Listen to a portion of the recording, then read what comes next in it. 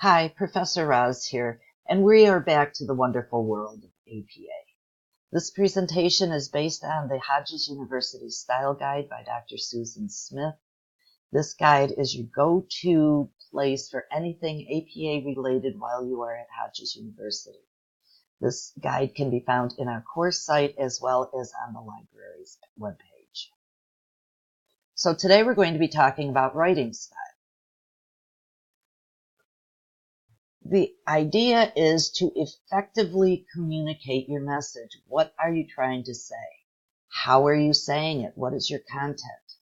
In APA, the proper citing of sources is imperative. You must do that. The information that you use, your references, have got to be clear, acceptable. This means reliable and valid. And any kind of writing, it is imperative that you know who your audience is. Who will be your reader? In the case of academic writing, that reader is your instructor. So essentially, you are an academic writing to another academic. Context is everything. Thinking about academic writing, think about dressing. The difference between how you will dress for a formal job interview and a day at the beach. Just keep that in mind. Writing in APA, it's formal and academic. It is objective and evidence-based. And what do I mean by formal and academic? First of all, no contractions. The contractions are casual. So it is cannot, is not, will not. No, won't, haven't, have not. See? Never, ever, ever slang. You are going to, not gonna, want to. You has 3 letters. I is capitalized always. And never, ever, ever laugh out loud, shake your head, or call something NSFW, not safe for work. And whatever you do, please do not ever, ever, ever, ever put in an emoji. You may laugh, but it's happened. So continuing, use the third person whenever possible. He, she, it. Never, ever use the second person, which is you. When you use the second person, it is considered informal and conversational. You are not having a conversation with your audience. You are basically talking at your audience. Make sure that your writing is clear and concise. Use no more words than are absolutely necessary to get your point across. So watch out for adjectives, descriptor words. Watch out for adverbs when you add an ly to a verb. Make sure that you're using active voice. Remember that passive voice is when you take an object and make it the subject, which I know is confusing. Always, always be grammatically correct. When you are writing in a Word document, those squiggles are very helpful.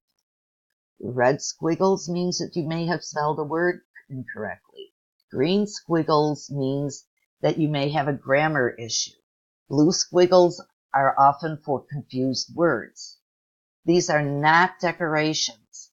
If you submit a paper that is full of color, the first thought in your instructor's mind is that you didn't even read this over.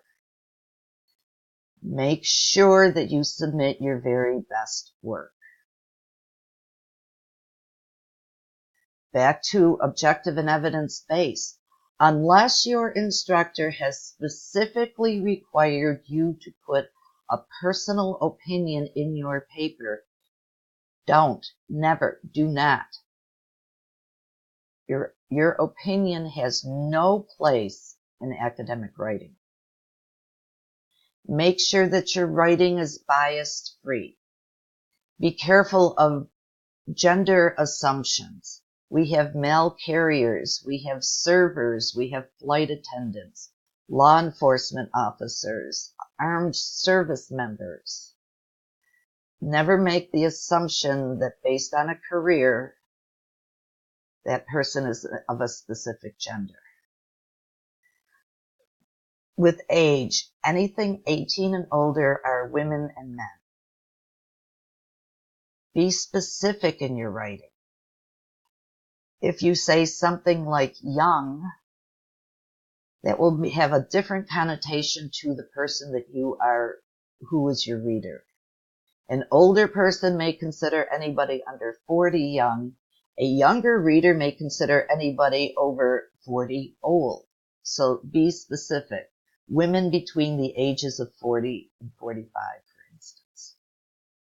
With race and ethnicity, use what are commonly accepted terms, making absolute total sure that the words that you're using are without bias. Very, very important. Oops. And back to objective and evidence-based.